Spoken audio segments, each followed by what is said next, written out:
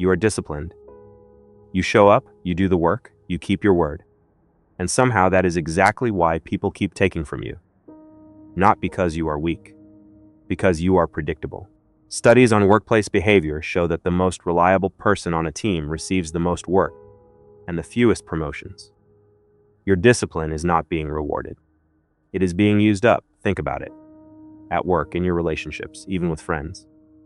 The more you give, the more is expected. The more you hold back, the more you get punished for it. That is not a coincidence. That is a system, and you were built to feed it.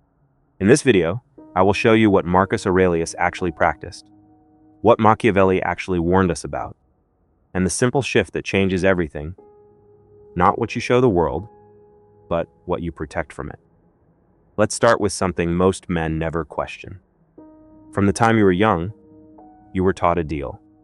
Work hard, be honest, show up when others don't. And in return, life will reward you. People will respect you. The right doors will open. That deal was never real. Not because hard work doesn't matter. It does. But because the people and systems around you don't reward discipline.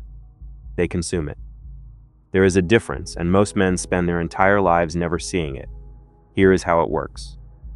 Every institution, your job, your family, your social circle, runs on one simple resource, the output of its most dependable members. Not its most talented, not its most creative. Its most dependable. Because dependable men can be counted on without being compensated. Dependable men absorb the extra work without making a scene. Dependable men don't quit, don't complain, don't create problems. And so, quietly, without anyone sitting in a room making a plan, you get used to it. Robert Cialdini, one of the most respected researchers in human behavior, identified something he called commitment and consistency. His finding was simple. Once a person is known for a behavior, they become locked into it. Other people start to expect it. And the moment you try to stop, to say no, to pull back, to demand something in return, you are not seen as someone finally setting a limit. You are seen as someone who has changed. Someone unreliable. Someone difficult. That is the trap. You didn't build a reputation. You built a cage. Think about the man at work who is always first in and last out. Who fixes problems that aren't his? Who covers for teammates because he doesn't want to let the team down? After a year, 2 years, 5 years, is he the one getting promoted? More often, no. Because the people above him need him exactly where he is. He is too valuable to move up and too reliable to lose. His discipline has been priced into the system. He is not appreciated. He is assumed. Now apply this to your relationships. The man who is always patient, always available, always the first to apologize, the first to forgive, the first to show up. Does his partner respect that patience? Sometimes, but often his patience becomes a signal. It tells the other person, I will wait, I will absorb, I will not leave. And slowly, without anyone intending it to happen, that patience becomes a limit to push, rather than a quality to honor. Same in friendships. The man with visible standards becomes the group's judge. When someone needs advice, they come to him. When someone needs to be told the truth, they come to him. When there is a conflict, they look to him to hold things together. He becomes the unpaid emotional manager of every room he walks into. And nobody asks him if he's okay, because he always is. He has to be. This is why the social contract is a trap. It doesn't punish weakness. It punishes visible strength used without strategy. Your discipline is real, but when you display it without control, when you let the world see exactly how reliable you are, exactly how much you can carry, exactly where your limits sit, you hand others a map. And people, whether they intend to or not, will use that map to take exactly as much as you allow. The man who is never late, never complains, always delivers, is not the most valued man in the room. He is the most assumed. And there is a long distance between those two things. Most people who talk about Marcus Aurelius quote him. They put his words on a black background. They make it a wallpaper. They post it with a photo of a Roman statue and call it wisdom. And there is nothing wrong with that. His words were wise. But they missed the most important fact about the man. The Meditations, the book that made him famous, was never written to be published. It was never written for you. It was never written for anyone except himself. Marcus was the most powerful man on earth. He commanded armies, he ran an empire. He sat across from senators, generals, and kings every single day. And not one of them ever saw what was in that book, because he never showed them. What you see in the Meditations is a man at war, with his own anger, his own laziness, his own desire for comfort. There are pages where he tells himself to get out of bed, pages where he reminds himself not to be arrogant, pages where he admits he is frustrated, tired, close to the edge. This was not a man who had it all figured out. This was a man who struggled, just like you, just like every man watching this. The difference is, he kept that struggle private. In public, Marcus projected authority, control, certainty. The Senate did not see a man who wrote to himself every night to stay disciplined. They saw a man who simply was disciplined. The soldiers under his command did not see a man wrestling with doubt. They saw a man who had no doubt. The walls he built on the inside were invisible to everyone outside. Most men today do the opposite. They treat Stoicism as a personality. They talk about discipline on the internet. They post their cold showers and their 5 a.m. workouts. They announce their standards in relationships, their boundaries with friends, their commitment to self-improvement. And they wonder why people don't take it seriously. They wonder why others test them, challenge them, dismiss them. Marcus would have understood exactly why. When you announce your values, you give people a target. When you perform your discipline, you give people a way to predict you. When you tell the world what you will and will not tolerate, you have already handed them the playbook. Marcus didn't teach Stoicism to the wolves around him. He used Stoicism to remain unmoved by them. That is the distinction that changes everything. Your inner code, your real values, your real limits, your real standard for how you live, should be non-negotiable, but it should also be nearly invisible. Not because you are hiding who you are, but because a man who cannot be fully read cannot be fully managed. The most widely quoted Stoic in the modern world deliberately kept his philosophy out of sight from the very people he led. So ask yourself, what does that tell you about how Stoicism is being sold to you right now? Because right now, most channels are telling you to become a better man and then show everyone you've done it. Marcus Aurelius, the man himself, would not recognize that advice as Stoicism at all. If what you've heard so far is hitting different, if you've started to see something in your own life that you couldn't name before, drop a comment right now. Just write, I see the pattern. Let me know you're still here. Let me know this is landing. Because what comes next is where most men stop listening. Not because it's too hard to understand. Because it's too uncomfortable to accept. Machiavelli has a reputation problem. Most people hear his name and think, manipulation, ruthlessness, a man who believed the ends always justified the means. They read 2 or 3 quotes, decide he was evil, and put the book down. That is a mistake. And it is a convenient one, for people who benefit from you never actually reading what he wrote. Here is what Machiavelli actually argued in The Prince. He said, a ruler who performs virtue unconditionally will be destroyed by those who perform it only when it is useful to them. Read that again. He was not saying to be ruthless. He was not saying abandon your values. He was saying, if you hold yourself to a standard that your enemies and competitors do not hold themselves to, and if you never adjust for that reality, you will lose. Not because your values are wrong, because you are playing a fair game in an unfair world. Machiavelli was not anti-virtue. He was anti-naivety. There is a word for a man who gives full loyalty to people who return only partial loyalty. There is a word for a man who keeps his promises to people who keep theirs only when convenient. That word is not honorable. That word is exploitable. And here is where it connects to everything else in this video. When you hold yourself to a high standard, when you are disciplined, honest, dependable, you create a gap between you and the people around you.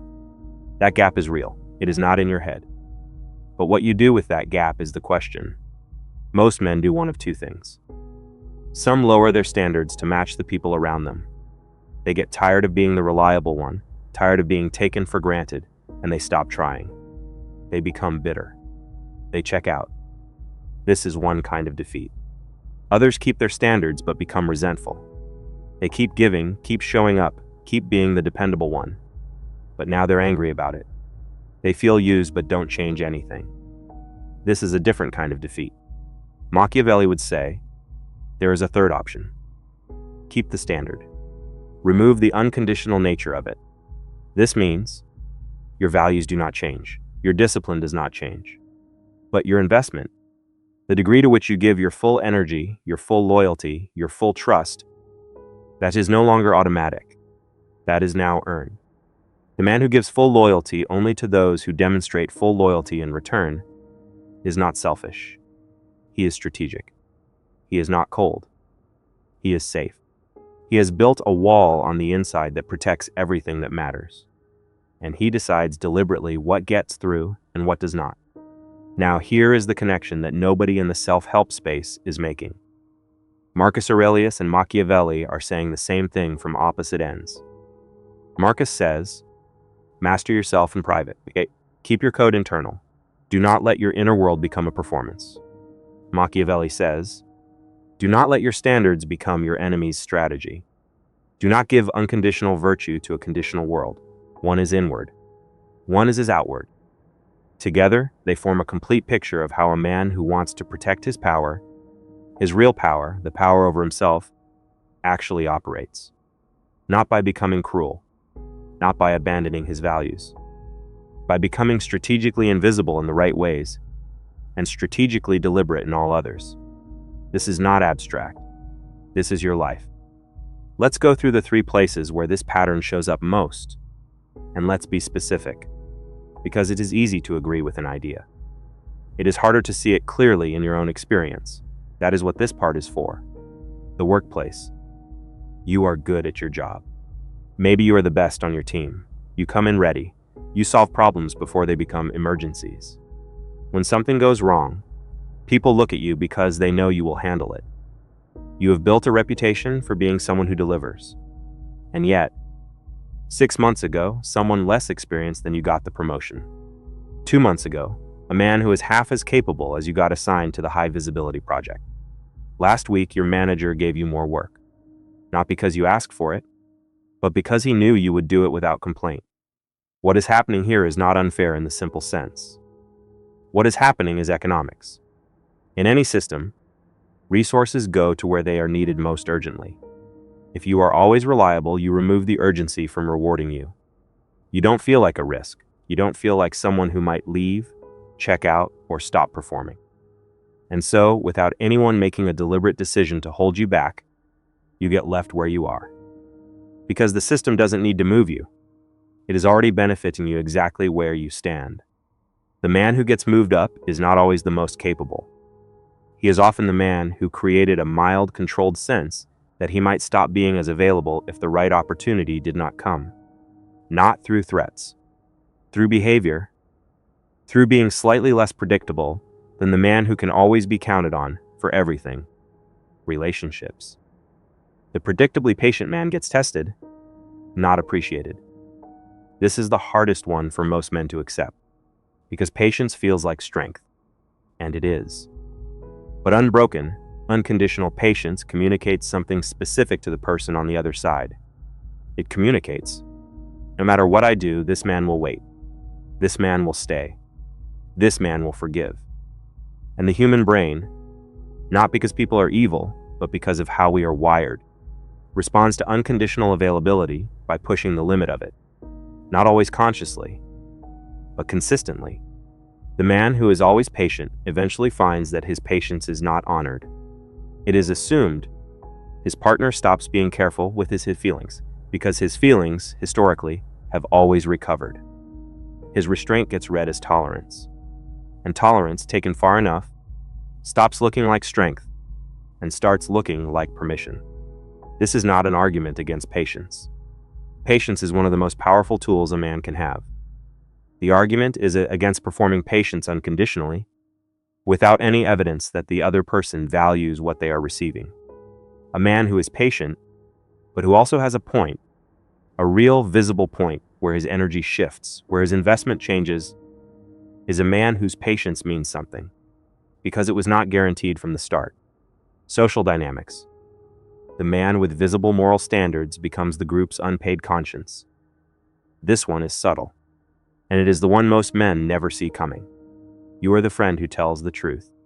You are the one who calls people out gently when they are lying to themselves. You are the one who shows up when others don't. You hold yourself to a standard, and at some level, your friends know it and respect it. But here is what happens over time. Your standards become the group's external reference point. When there is a conflict, someone says, "Ask him, he'll be fair." When someone needs honest feedback, they come to you. When the group needs to make a decision that involves values or ethics, they look to you to carry the moral weight of it. And that weight is heavy, and it is invisible. And nobody thanks you for carrying it. They just hand you more of it. Your integrity has become their outsourced conscience. You are doing the emotional labor of the entire group for free, and the moment you try to stop, the moment you say, "I'm not going to be the judge here," you are seen as someone who has let them down. This is the most draining pattern of all, because it does not look like exploitation. It looks like being valued. We are getting close to the part that will actually change how you move. Before we get there, if this video has found you at the right moment, if something here has made you see your situation differently, share this with one man who needs to hear it. You don't need to explain why. Just send it. The right person will understand. Now we get to the part that actually matters. Because none of what we have talked about is useful unless it ends with a clear way to operate differently. Information without application is just discomfort. And that is not what this video is for. So here is the shift. Your inner standard does not change. Not even slightly. The discipline stays, the values stay. The commitment to being a man who does what he says and builds what he sets out to build, none of that changes. In fact, it gets stronger, because it is no longer divided between what you actually are and what you are performing for others. What changes is how, when, and to whom you display it. 3 principles. Each one is simple. Each one is powerful. Stop narrating your discipline to the world. Stop posting about it. Stop announcing your standards in new relationships. Stop explaining to people how hard you work, how much you sacrifice, how high your values are. Let them discover it. Through what happens when they deal with you. The man who tells you is trustworthy before he has done anything to earn that trust is already less trustworthy than a man who says nothing and simply does not lie. The man who announces his work ethic in the first week of a job is already undermining the impact that work ethic would have if it were simply witnessed. Silence is one of the most powerful tools available to a disciplined man. Not the silence of someone with nothing to say. The silence of someone who has decided that his actions are the message. Let the result appear before the explanation does. Let people work slightly to understand you, because anything that requires no effort to read requires no effort to use. Second principle. A man who can be fully mapped can be fully managed. This does not mean being erratic. It does not mean becoming unreliable. What it means is this: leave some space in your behavior that cannot be predicted with certainty.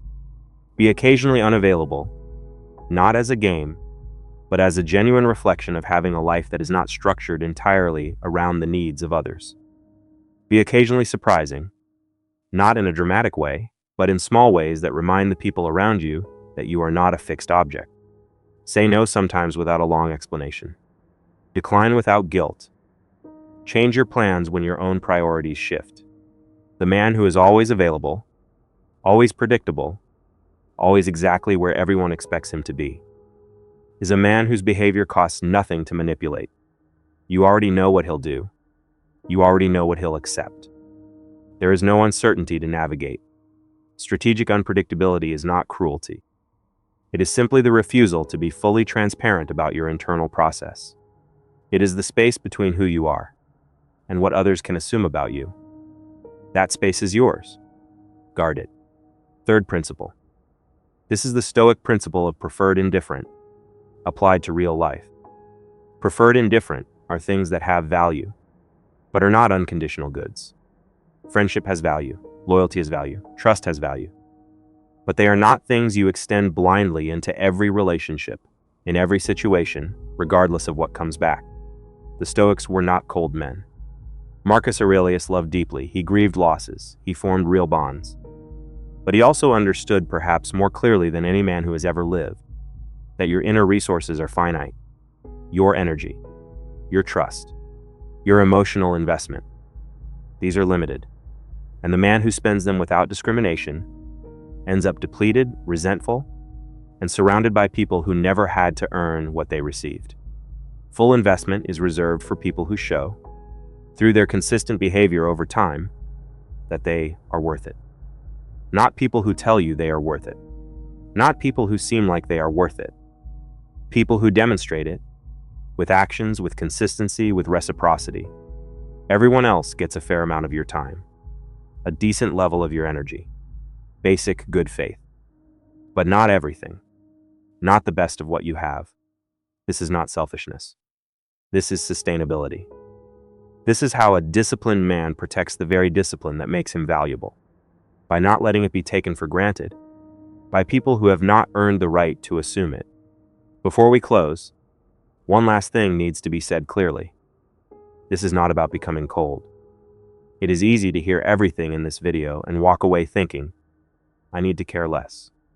I need to close off. I need to stop trusting people and start treating every relationship like a negotiation. That would be a wrong reading. And it would make you weaker, not stronger. The goal is not to remove virtue from your life. The goal is to remove the performance of virtue from your public face and to place it exactly where it was always meant to live. Inside you, invisible, non-negotiable, and entirely yours. Marcus Aurelius did not stop caring deeply about the people around him when he kept his private journal private. Machiavelli did not tell rulers to stop having values when he told them to stop performing those values unconditionally in a conditional world. Both men were pointing at the same thing. Real virtue is internal. It does not need an audience to be real. And the moment it needs an audience, the moment it becomes something you show rather than something you are, it starts to become a tool for others to use against you. The virtue does not disappear. It goes underground, where it was always supposed to live. And from underground, it does its real work. It makes you consistent without being predictable. It makes you trustworthy without being exploitable. It makes you strong in a way that does not announce itself, and therefore cannot be targeted. That is the man Marcus Aurelius was building every night in those private pages.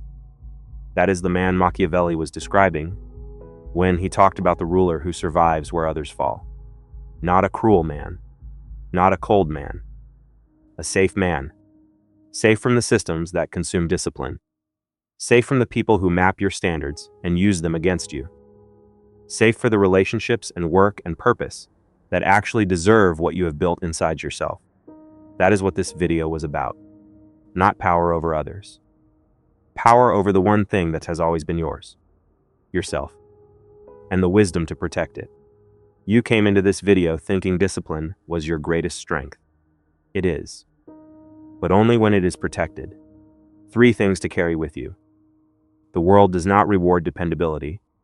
It consumes it. Marcus Aurelius built his power in private, not on display. And your standards only become a weapon against you when you hand them to people who never earned them. Keep the virtue. Conceal the code. If this hit you somewhere real, drop a comment with one word, the arena where you have felt this most.